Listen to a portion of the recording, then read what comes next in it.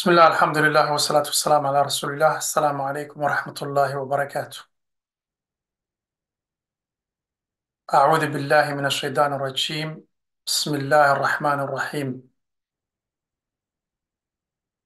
إلهي سبحانه وتعالى وحاو كيري: ولا تحسبن الله غافلا عما يعمل الظالمون إنما يؤخرهم ليوم تشخص فيه الأبصار. ها لين إنه إلهي موجيهي عما يعمل الظالمون waxa ay daalimiinta dulmifalayaashu samaynayaan.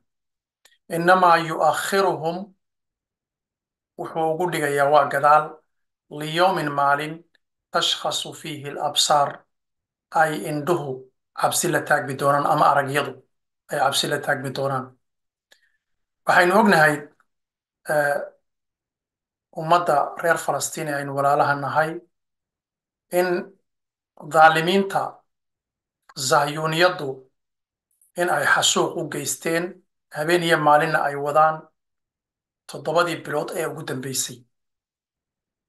adduunyaduna ay weliba ku garab taagan tahay waddamadii weliba bini aadamnimada u ololeyn jiray oo u ololeyn jiray xuquuqal insaanka iyo xaqa dumarka iyo carruurta. dadka ku dhintayna ay u badan yihiin dumar iyo carruur. dadka ku dhintayna ay u badan yihiin dumar iyo carruur. iminka dhimashadii ugu dambeysay maalin walbana way kordhaysaa, yani 34,000 way dhaaftay. anigu aan la socday, waxaa laga yaabaa in ka badan inaad la socotaanba. yani 34,000 way ka badnayd. ilaahay subxaanahu wa tacaala marka uu ka warramayey ama brofasigii uu inooga sheegay oo ah wax soo socda oo qur'aanku uu sii tilmaamo oo markaas sidiisii isna u dhacaya oo laga faa'iidaysan karo 2 shay. kow, ilaahay wixii uu kuu sheegaa inuu yahay yani biyo kama dhibcaan, xaqiiqo biyo kama dhibcaana, oo ay sideeda u soo dhacayso, oo arrintaasu ay sideeda u fulayso, iyo awoodda ilaahay subxaanahu wa tacaala inaan cid is hortaagi kartaa jirin oo wixii uu isagu qorsheeyo inuu sidiisa u fulayo, cidina kama leexan karto.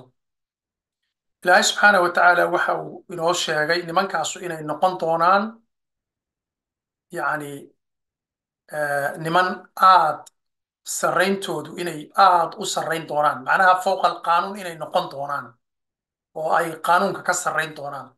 ilaahay subxana wa tacaala wuxuu yidhi: acuudu billahi min ashaytaan arajiim, bismi illahi raxmaan raxiim. waqadaynaa ilaa bani israa'iila fi lkitaabi latufsidunna fi lardi maratayn walataclunna culuwan kabiira. ilaahay subxana wa tacaala waxa uu yidhi: waxaanu ugu caddaynay ilaa bani israa'iila, reer bani israa'iil, fi lkitaabi kitaabka waxaanu ugu caddaynay latufsidunna inaad fasahaadinaysaan fi lardi arlada maratayn 2 jeer inaad fasahaadin doontaan, walataclunna culuwan kabiira, oo aad markaa gaari doontaanna yani sarrayn iyo kibir halkii ugu macnaha ugu sarraysay, oo kibir aad u weyn iyo sarrayn weynna aad gaari doontaan. sarraynta ka maqani maxay tahay? waxaynu arkaynaa in maanta dowladihii adduunka ugu quwadda badnaa ay garab taagan yihiin oo mindida ay wax ku gowracayaan iyo hubkay wax ku dilayaanba ay iyagu siinayaan, kharashka iyagu ay bixinayaan, siyaasad ahaan iyagu ay garab taagan yihiin. weliba qaanuunkii adduunka waxa loo samaystay waa maxkamad. maxkamaddii qaanuunka adduunka loo samaystay oo la yidhi adduunkao dhan maxkamadda caalamiga ah baynu magaranaysaa wada hoos tegaynaa oo qaanuunkaasaa inaga wada dhaxaynaya, iyagu way ka sarreeyaan. walataclunna baa shaqaynaysaa culuwan kabiira, sarrayn fowqa sulta, fowqa alqaanuun. cid idin qabanaysaa ma jirto. iminka waxaan maqlayey, waan kusoo gabagabaynayaa hadalkayga,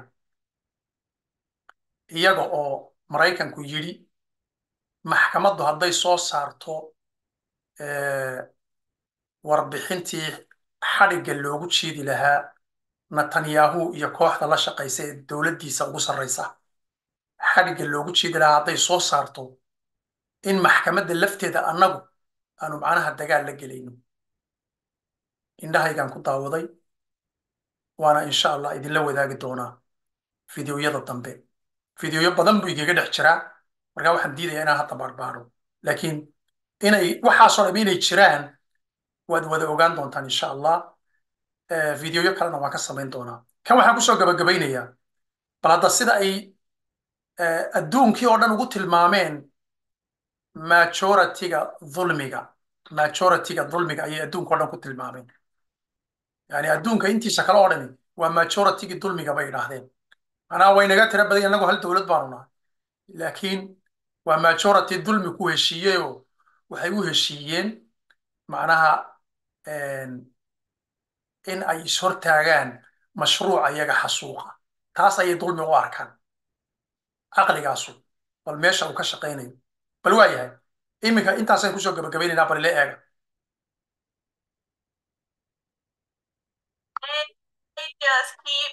Netanyahu attacked the ICC just as he had attacked before it the ICJ, the Security Council, the General Assembly, the Human Rights Council, the Secretary General, and virtually every state on earth, calling you the immoral majority.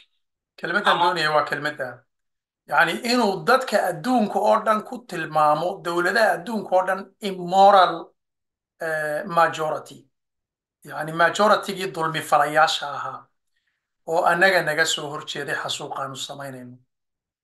arrintaas waxay ku tilmaamaysaa arrintii ilaahay subxaana wa tacaala uu inoo tilmaamay oo ahaa lataclunna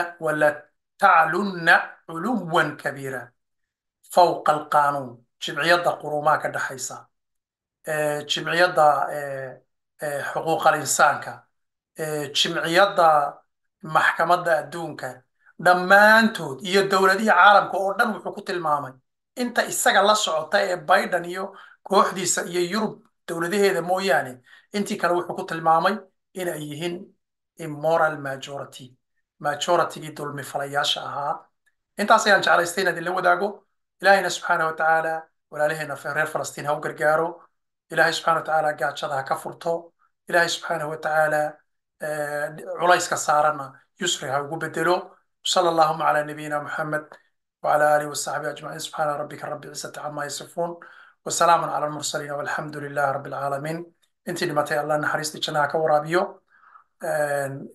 iyaga iyo muslimiinta kale iyo inagaba ehelkeennaba, iyo maxaan ku dhaha intii dhaawacantayna allah ha u boogadhayo. ilaahay subxaana wa tacaala dulmigana ha ka dulqaado. sala allahuma calaa nabiyina muxamed وعلى آله وصحبه أجمعين. سبحان ربك رب العزة عما يصفون، سلام على المرسلين، والحمد لله رب العالمين.